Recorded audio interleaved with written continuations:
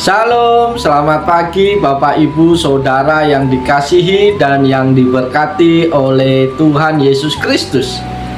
Dengan penuh sukacita di dalam Tuhan, kalau pagi hari ini kembali saya menyapa Bapak Ibu Saudara semua melalui program Motivasi Pagi.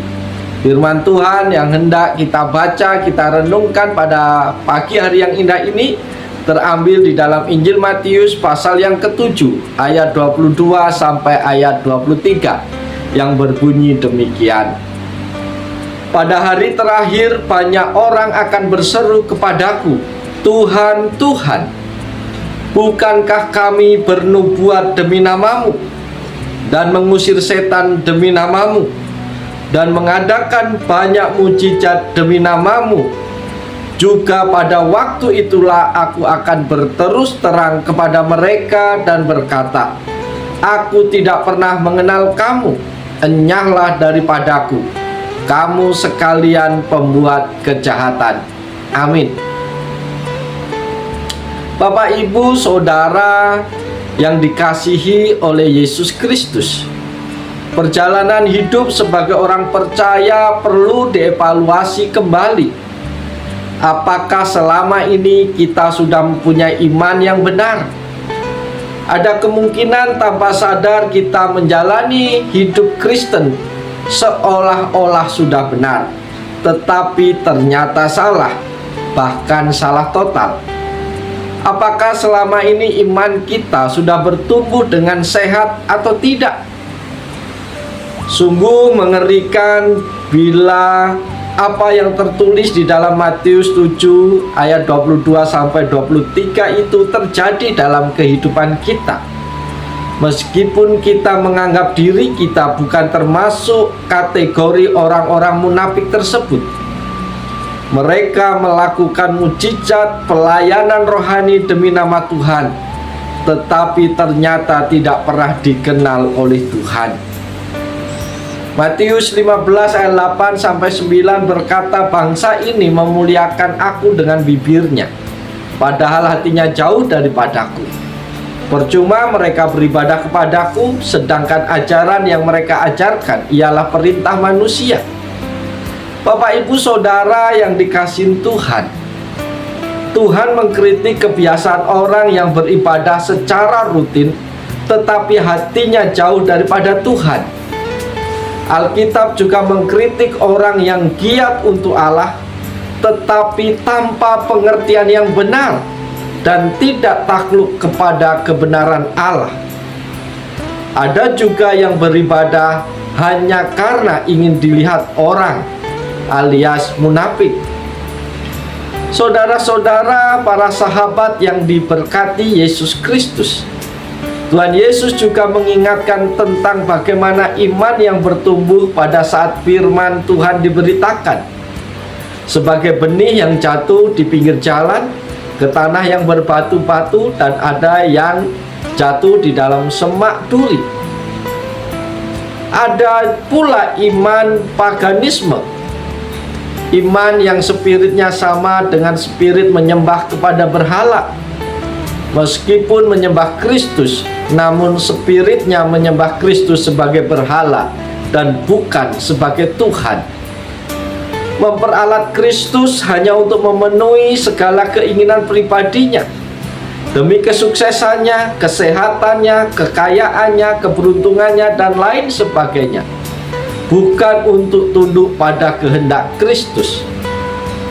Spirit ibadahnya adalah antroposentris, yaitu berpusat kepada manusia. Semuanya merupakan tanda peringatan bagi kita semua. Iman macam apakah yang kita miliki selama ini?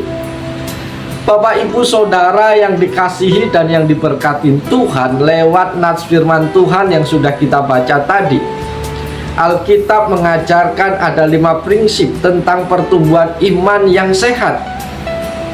Yaitu yang pertama, Alkitab menyaksikan bahwa iman yang sehat adalah iman yang teosentris, yaitu berpusat kepada Allah. Orang yang makin bertumbuh imannya adalah orang yang belajar untuk mengutamakan segala sesuatu bagi kemuliaan Allah, dan bukan bagi kepentingan dirinya sendiri. Yohanes Pembaptis memiliki obsesi, yaitu dia harus makin kecil, tetapi Kristus yang harus makin besar. Bapak, Ibu, Saudara yang diberkatin Tuhan, orang yang bertumbuh imannya bukan lagi si aku yang duduk di atas tahta, tetapi Allah Tritunggal yang harus duduk di dalam tahta kehidupan kita. Banyak orang percaya yang mundur dari pelayanan, dari pekerjaan Tuhan karena tersinggung. Hal utama yang membuat dia tersinggung adalah karena keakuannya tidak dihargai. Seharusnya sebagai anak Tuhan kita sadar bahwa hidup kita sudah dibeli dan harganya telah lunas dibayar oleh Tuhan Yesus Kristus.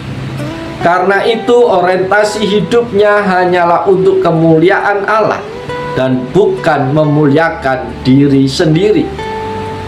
Prinsip yang kedua adalah orang Kristen yang bertumbuh dengan sehat adalah orang yang mengutamakan pengenalan akan Kristus lebih dari yang lain. Para sahabat yang diberkati Tuhan, bagaikan orang yang jatuh cinta, selalu ingin dekat kepada sang kekasih dan mengenalnya dengan lebih dalam, serta melakukan apa yang disukai, yang disenangi kekasihnya. Demikian pula mirip dengan orang yang mengalami kasih Kristus, yang ingin selalu bertumbuh, selalu ingin dekat dengan Tuhan. Kasih akan Kristus saat ini diwujudkan dengan kerinduan yang terus-menerus untuk mengenal firman Tuhan dan melakukannya dalam kehidupan hari lepas hari. Jemaat mula-mula punya kerinduan yang besar untuk menyelidiki firman Tuhan dengan segenap hati dan mempraktekkannya dalam kehidupannya, maka mereka banyak disukai oleh orang banyak. Prinsip yang ketiga, iman yang bertumbuh dengan sehat adalah orang yang bertumbuh imannya dengan sehat adalah rela berkorban demi pekerjaan Tuhan atau kerajaan Allah. Sahabat-sahabat motivasi pagi yang diberkati oleh Yesus, pada umumnya manusia selalu mencari aman untuk kepentingan dirinya sendiri. Tetapi orang yang telah bertumbuh dalam iman yang benar tidak akan memikirkan untung dan rugi dalam mengikut Tuhan. Tidak pernah memperhitungkan untung dan rugi kalau dia melayani Tuhan. Tetapi orang yang telah bertumbuh dalam iman yang benar tidak akan mempertimbangkan segala sesuatu dari segi keuntungan diri sendiri. Dia belajar mempersembahkan hidupnya, bahkan siap rugi demi Kristus, karena sudah mendapat untung terlalu banyak, yaitu sudah diselamatkan oleh Tuhan. Bapak Ibu yang diberkati Tuhan, orang yang bertumbuh dengan sehat, ia tidak lagi mengutamakan bagaimana dirinya mendapat berkat, mendapat keuntungan, tetapi bagaimana dia dapat menjadi saluran berkat. Nilai pengorbanan Kristus itulah yang menjadi penggerak utama dalam dirinya untuk belajar memberi yang terbaik bagi Tuhan. Komitmen untuk memprioritaskan kerajaan Allah, bahkan rela mati bagi Kristus. Prinsip yang keempat adalah iman yang bertumbuh adalah iman yang benar, bukan positive thinking atau sugesti diri. Banyak orang yang mengaitkan iman dengan percaya yang pasti menyembuhkan, hidup penuh sukses, makin kaya, doa yang pasti dikabulkan, dan lain sebagainya. Iman semacam ini adalah iman yang menyesatkan dan antroposentris. Iman yang benar adalah iman yang mau tunduk pada kehendak Allah dan percaya bahwa apa saja yang menjadi kehendak Allah bukan kehendak saya, itulah yang akan terjadi dalam kehidupan saya, dan kita bisa belajar mengamini serta taat dengan memberikan respon yang terbaik. Iman yang benar adalah iman yang berpikir dengan positif, bukan positive thinking. Berpikir dengan positif adalah berpikir yang mau tunduk dengan apapun yang menjadi kehendak Allah. Positive thinking adalah suatu aliran sesat yang mengajarkan bahwa kita bisa merubah keadaan dengan kekuatan berpikir kita.